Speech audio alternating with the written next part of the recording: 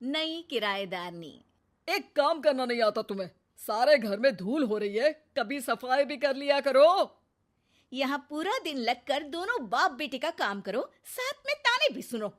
जब मैं बोलती हूँ कि ऊपर वाले पोर्शन में किराएदार रख लो, अरे सफाई भी रहेगी, पैसे भी आएंगे, तब तो किसी को मेरी बात सुननी नहीं होती। हो गया टैप रिकॉर्डर शुरू। ये कहते हुए राज घर से बाहर निकल जाता है, जिसके बाद शिविन अपने कमरे से निकलकर नेहा के पास आता है। क्या यार मम्मी, कितनी बार बोला है टाइम से उठा दिया करो। हो गया ना मैं कॉलेज के लिए लेट। दुनिया की सारे गधे घोड़े बेचकर तो तू सोता है। पता भी चलता है तुझे कि मैं कितनी बार उठाने आती हूँ।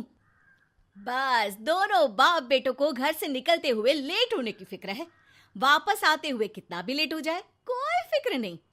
ओहो मम्मी, ओवर एक्टिंग मत किया करो। माँ की बातें अब ओवर एक्टिंग ही तो लगेगी ना। मेरी तो कोई फीलिंग्स ही नहीं है। क्या करूं, मर जाऊं क्या मैं? ओफो मम्मी, जा रहा हूं मैं, बाय। शिविन चला जाता है और नेहा बेचारी किलस्ती अपने घर के कामों में लग जाती है। इसी तरह चलती है नेहा की जिंदगी, जिसमें उसके ज्यादा बोलने वाली आदत की वजह से उसका पति और बेटा उसकी फीलिंग्स की कदर किए बिना हमेशा उससे दूर भागते रहते हैं। पूरा दिन घर में अकेले रहो और जब पति या बेटे से बात करने जाओ तो उनके नखरे अलग। अब मुझे ही कोई अच्छा किराएदार ढूंढना पड़ेगा। इसी के साथ नेहा किराएदार की खोज शुरू कर देती है, जिसके कुछ महीनों बाद दूसरे शहर से यहाँ पढ़ने के लिए आई निम्मी घर ढूंढते हुए नेहा के पास आती है और वो उसे किराए पर रख लेती है। अगली सुबह हमेशा की तरह राज और शिविन अपनी जल्दी में होते हैं कि निम्मी वहां आ जाती है। दीदी, थोड़ी चीनी मिलेगी? वो कल ना राशन लाने का समय ही नहीं मिला। निम्मी को देखते ही दोनों बाप बेटे की जल्दी वहीं खत्म हो जाती है और वो निम्मी को इम्प्रेस करने की रेस में भागने लगते हैं।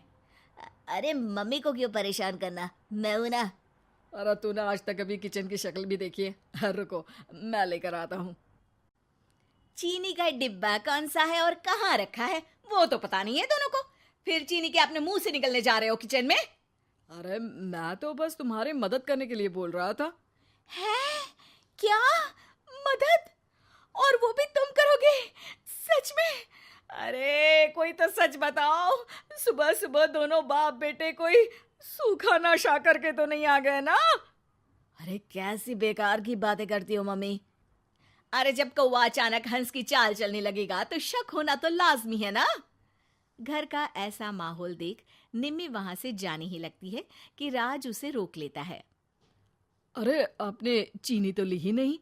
इट्स ओके भैया, मैं आज बिना चाय की ही कॉलेज चली जाऊंगी। जहां एक तरफ भैया सुन राज का दिल टूट जाता है, वहीं कॉलेज सुन शिविन खुश हो जाता है। वैसे आप कौन से कॉलेज में हो? इस पर निम्मी जवाब देने ही वाली होती है, लेकिन नेहा टोकते हुए बीच में बोल पड़ती है।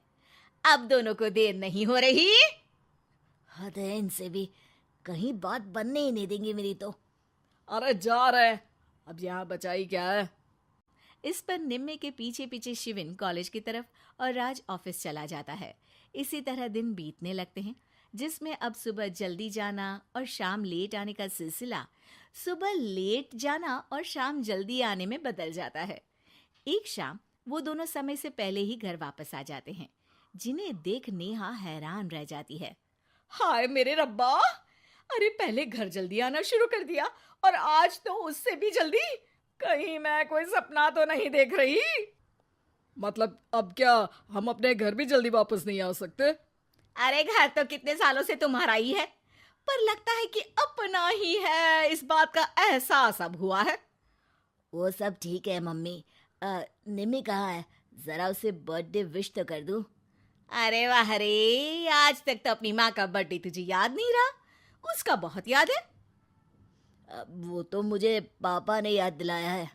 हैं? अरे क्या बोल रहे हो तुम झूठे? नहीं बेबी, देखो मुझे तो तुम्हारा बर्थडे भी याद नहीं रहता, तो उसका कहाँ से याद रहेगा मुझे? तौबा, मैंने तो किराएदार रखकर अपने ही पैर पर कुल्हाड़ी मार ली। बेटा तो बेटा, यहाँ तो बाप भी किसी से कम नहीं है। इतनी देर में निम्मी भी घर वापस आ जाती है, जिसे देखते ही शिविन हैप्पी बर्थडे गीत गाता हुआ उसके पास चला जाता है। हैप्पी बर्थडे निम्मी। बताओ आज क्या चाहिए तुम्हें? हाँ हाँ, मांग लो ना इसकी जान। अरे नहीं नहीं, मुझे कुछ नहीं चाहिए, बल्कि मैं तो आज आप लोगों को कुछ देने आई हूँ। क्या क्या देने आई हो? निम्मी अपनी बैग में से मिठाई का डिब्बा और शादी का कार्ड निकालती है। ये मेरी शादी का कार्ड और मिठाई।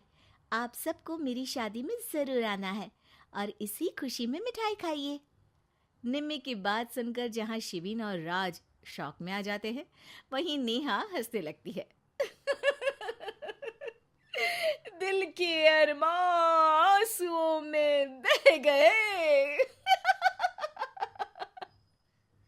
नेहा की बात से कंफ्यूज्ड निम्मी उससे इसकी वजह पूछती है, जिस पर नेहा अपने पति और बेटे की सारी करामातें उसे बताती है। आई कांट बिलीव, आपको मैंने भैया बोला, और शिविन तुम्हें तो मैं हमेशा छोटे भाई की तरह समझती हूँ, लेकिन कहते हैं ना, man will be always man. लेकिन आज से ये विमेन सेम नहीं रहेगी इनके लिए।